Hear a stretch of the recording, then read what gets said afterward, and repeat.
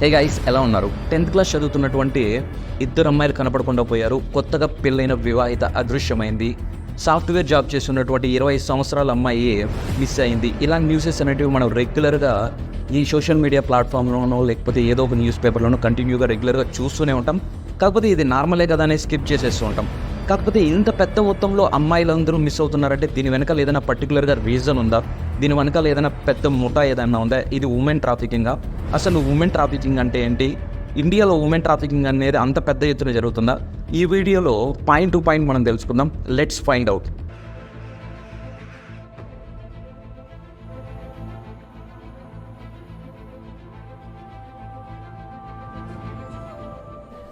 Nuevina, mami, voy a ver skin.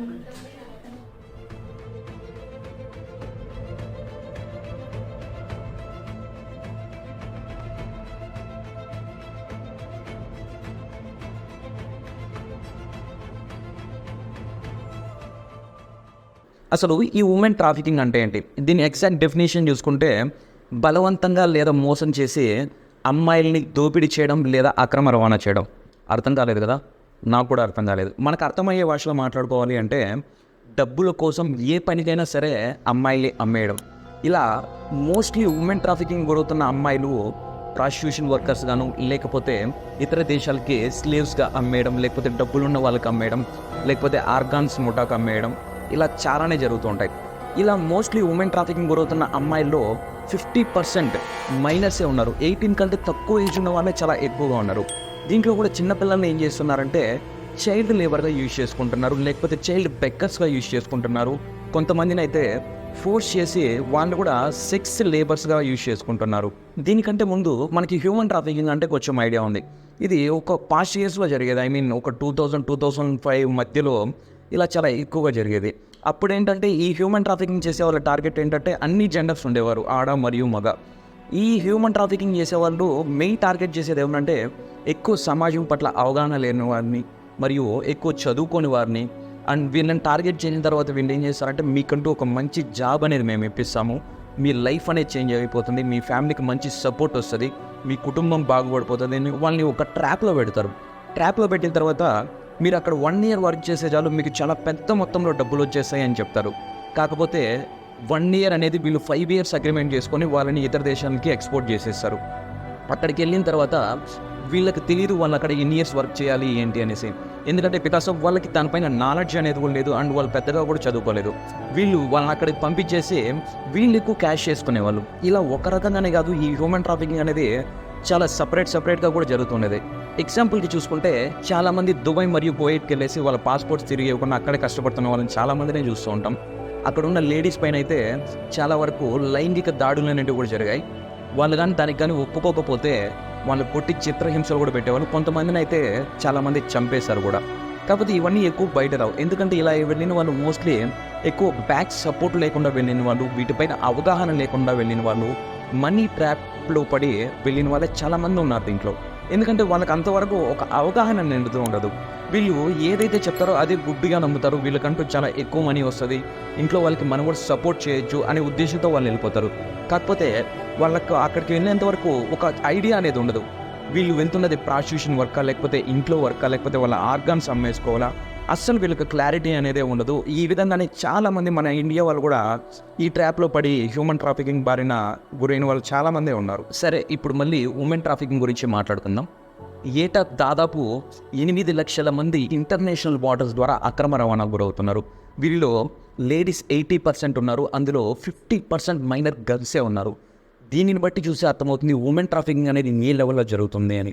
అవును, international borders ద్వారా అక్రమ రవాణా గురవుతున్నారు అని చెప్తున్నారు కదా, మరి అక్కడ సిస్టమ్ అనేది చాలా స్ట్రిక్ట్గా ఉంటుంది, వీళ్ళు ఎలా అక్రమ రవాణా గురి చేస్తున్నారు అనేసి మీకు ఒక డౌట్ రావచ్చు. ఏ సిస్టమ్ ఎంత కరెక్ట్గా ఉన్నా సరే దాంట్లో ఉన్న లూప్ హోల్స్ యూజ్ చేసుకొని ఇలాంటి క్రైమ్స్ చేసేవాళ్ళు రెగ్యులర్గా క్రైమ్స్ చేస్తూనే ఉంటారు. వీళ్ళకంటూ ఒక స్టాప్ పాయింట్ అనేది ఉండదు. ఒకవేళ కొత్త సిస్టమ్ వచ్చినా సరే దాంట్లో ఉన్న లూప్ హోల్స్ వెతికి మరీ కనుక్కొని ఇలాంటి క్రైమ్స్ అనేటివి వెళ్తూనే ఉంటారు వీళ్ళు. According to India's national crime records bureau NCRB ప్రకారం 2022 దేశంలో 6,500 మంది మానవ అక్రమ రవాణా బాధితులు గుర్తించారు. వారిలో 60% లేడీసే ఉన్నారు. ఈ కౌంట్స్ అనేటివి అఫీషియల్గా నమోదు చేయబడినవి మాత్రమే. అన్అఫీషియల్గా దీనికి 10 రెట్లు ఎక్కువ ఉంటుందనేసి అంచనా వేస్తున్నారు. రిమైనింగ్ 22 మిలియన్ మహిళలు బలవత్తపు మ్యారేజెస్ పేరిట, లేకపోతే సెక్స్ వర్కర్స్గా, లేకపోతే ఇతర దేశాలకి స్లీవ్స్గా ఎక్స్పోర్ట్ చేయడం, ఇలా చాలా విధాలుగా ఈ 22 మిలియన్లో ఉన్న లేడీస్ని బలవంతంగా ట్రాఫికింగ్ గురయ్యేలా చేశారు. చాలామంది ఎన్జిఓస్ అండ్ మన ఇండియన్ గవర్నమెంట్ ఈ ట్రాఫికింగ్కి అగెనిస్ట్గా వర్క్ చేస్తున్నా సరే, ప్రజెంట్ ఉన్న టెక్నాలజీ యూజ్ చేసుకొని ఈ క్రైమ్స్ చేసేవాళ్ళు చాలా అడ్వాన్స్డ్గా క్రైమ్స్ అనేటివి చేస్తూ ఉన్నారు. ఇండియన్ గవర్నమెంట్ ఈ ట్రాఫికింగ్ గురించి అవేర్నెస్ తీసుకురావడానికి మరియు అగెనిస్ట్గా వర్క్ చేయడానికి ప్రతి స్టేట్కి యూనిట్స్ పెట్టి ఫండ్స్ అనేటివి రిలీజ్ చేసింది. కాకపోతే ఈ ట్రాఫికింగ్ చేసేవాళ్ళు చాప కింద నీరులాగా ఎవరికీ తెలియకుండా చాలా అడ్వాన్స్డ్గా క్రైమ్స్ అనేటివి చేస్తూ వెళ్ళిపోతూనే ఉన్నారు. 2019లో దేశవ్యాప్తంగా 3,18,448 మంది మహిళలు, 73,509 మైనర్ గర్ల్స్ కనపడకుండా పోయారు. 2020 నాటికి 3,44,422 మంది మహిళలు, 79,233 మంది మైనర్ గర్ల్స్ కనపడకుండా పోయారు. వీరిలో 2,24,043 కేసెస్ మాత్రమే రికవరీ అయ్యాయి. రిమైనింగ్ కేసెస్ అనేటివి ఇంతవరకు ఏమయ్యాయో తెలీదు. 2019 నుంచి 2021 మధ్య కాలంలో 10,61,648 మంది మహిళలు, 2,51,430 మంది మైనర్ గర్ల్స్ మిస్ అయ్యారు అని 2023 హోమ్ మినిస్ట్రీ రివీల్ చేసింది. మెయిన్ ఈ ఉమెన్ ట్రాఫికింగ్ చేసేవారి టార్గెట్ ఎవరు అంటే రూరల్ మరియు ట్రైబల్ ఏరియాస్లో ఉన్న ఫ్యామిలీస్ మరియు అక్కడ ఉన్నటువంటి లేడీస్. వీళ్ళని వన్స్ టార్గెట్ చేసిన తర్వాత మీ అమ్మాయికంటూ మంచి జాబ్ ఇప్పిస్తాం, మీ జీవితాలు మారిపోతాయి, మీ అమ్మాయి జీవితం మారిపోతుంది, మాతో పాటు పంపించండి, ఒక మంచి జాబ్ అనేది ఇప్పిస్తామనేసి వాళ్ళ మాటలతో మభ్యపెట్టడం అనేది చేస్తారు. లేకపోతే కొంచెం ఫినాన్షియల్గా ఆ ఫ్యామిలీకి హెల్ప్ చేసి ఆ అమ్మాయిని పెళ్లి చేసుకొని మా ఇంటికి తీసుకువెళ్తామనేసి చెప్పి అక్కడి నుంచి తీసుకొని వెళ్ళి ఆ అమ్మాయిని అమ్మేసి వీళ్ళు క్యాష్ చేసుకోవడం అనేది జరుగుతూ ఉంటుంది. ఆన్లైన్లో స్క్రోల్ చేసేటప్పుడు డెఫినెట్లీ మీరు కూడా ఏదో ఒక రోజు ఇలాంటి యాడ్ అనేది చూసే ఉంటారు. ఏంటంటే 10th క్లాస్ చదివిన వాళ్ళకి 30,000 salary, food and accommodation free, only for girls అని ఉంటుంది. వన్స్ మీరు ఆ కింద ఉన్న నెంబర్కి కాల్ చేయగానే వాళ్ళు పూర్తిగా మిమ్మల్ని బ్రెయిన్ వాష్ చేయడం అనేది జరుగుతుంది. ఏంటంటే ఇక్కడ 10,000 మంది ఫీమేల్స్ వర్క్ చేస్తున్నారు, నేను పాస్ట్ 3 years నుంచి వర్క్ చేస్తున్నా, చాలా సేఫ్టీ అండ్ సెక్యూర్గా ఉంటుంది, మనీ కూడా చాలా హ్యాపీగా ఎర్న్ చేసుకోవచ్చు అని చెప్తారు.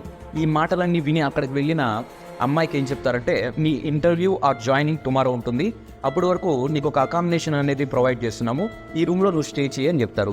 కాకపోతే ఆ అమ్మాయికి తెలియని విషయం ఏంటంటే ఆ అమ్మాయి కంటే ముందు ఆ రూమ్లో ఒక సీక్రెట్ కెమెరా అనేది ఇన్సర్ట్ చేయడం జరుగుతుంది. వన్స్ ఆ అమ్మాయి డ్రెస్ చేంజ్ చేసుకున్నప్పుడు లేకపోతే వాష్రూమ్ యూజ్ చేసినప్పుడు వాళ్ళ ఆ వీడియోస్ అనేటివి రికార్డ్ చేసి ఆ అమ్మాయిని బ్లాక్మెయిల్ చేయడం స్టార్ట్ చేస్తారు. ఎంతలా బ్లాక్మెయిల్ చేస్తారంటే నువ్వు వేరే పర్సన్తో ఫిజికల్ అవ్వాలి, లేకపోతే ఈ వీడియోస్ అనేటివి నీ ఫ్యామిలీకి లేదా నీ ఫ్రెండ్స్కి లేదా సోషల్ మీడియాలో అప్లోడ్ చేస్తామని చెప్పి పూర్తిగా అమ్మాయిని బ్రెయిన్ వాష్ చేసి భయపెట్టడం అనేది స్టార్ట్ చేస్తూ ఉంటారు. అప్పటికే అవగాహన లేని అమ్మాయి ఈ విషయం ఫ్యామిలీ అండ్ ఫ్రెండ్స్కి తెలిస్తే ఏమవుతుంది, ఇంట్లో పరువు పోతుంది, ఫ్యామిలీ పరువు అనేది వాళ్ళ ఫ్రెండ్స్ దగ్గర పోతుంది అనేసి ఆ అమ్మాయి ఆ పనికి ఒప్పుకుంటుంది. కాకపోతే ఆ అమ్మాయి అనదర్ పర్సన్తో ఫిజికల్ అయ్యేటప్పుడు కూడా ఆ వీడియోని రికార్డ్ చేసి ఆ అమ్మాయిని పూర్తిగా బ్లాక్మెయిల్ చేయడం స్టార్ట్ చేస్తారు. నువ్వు ఖచ్చితంగా ఇక్కడ ఇదే పని చేయాలి, డైలీ ఇలాంటి వర్కే చేయాలి, లేకపోతే నీ వీడియోస్ అనేటివి నీ ఫ్యామిలీకి సెండ్ చేస్తాం లేదా సోషల్ మీడియాలో అప్లోడ్ చేస్తామని చెప్తారు. చాలామంది అమ్మాయిలు ఈ ట్రాప్లో నుంచి బయట రాలేకుండా సూసైడ్ చేసుకొని చనిపోయిన వాళ్ళు చాలామంది ఉన్నారు. సో దయచేసి ఈ ఉమెన్ ట్రాఫికింగ్ వీలైతే ఎంత దూరంగా ఉండాలో అంత దూరంగా ఉండండి. దీని గురించి కొంచెం అవేర్నెస్ అనేది తెలియని వారికి తీసుకురండి. అండ్ ఇంట్లో ఎవరో ఏదో అన్నారు అనేసి జాబ్స్ కోసం చాలా లాంగ్ వెళ్ళేసి ఇలాంటి ట్రాప్స్లో మాత్రం దయచేసి పడద్దండి. వీలైనంత వరకు చాలా జాగ్రత్తగా ఉండండి. ఒకవేళ మీరు ఉమెన్ ట్రాఫికింగ్ గురవుతున్నారు అని తెలిస్తే మీకు తెలిసిన పర్సన్కి లేకపోతే మీ ఇంట్లో వాళ్ళకి ఫస్ట్ కాల్ చేసి ఇన్ఫర్మేషన్ అనేది షేర్ చేయండి. చాలా జాగ్రత్తగా ఉండండి. ప్రజెంట్ ఉన్న టెక్నాలజీని యూజ్ చేసుకొని ఈ క్రైమ్స్ చేసే వాళ్ళు చాలా అడ్వాన్స్డ్గా క్రైమ్స్ చేస్తున్నారు. వీలైనంత వరకు మన జాగ్రత్తలో మనం ఉండాలి.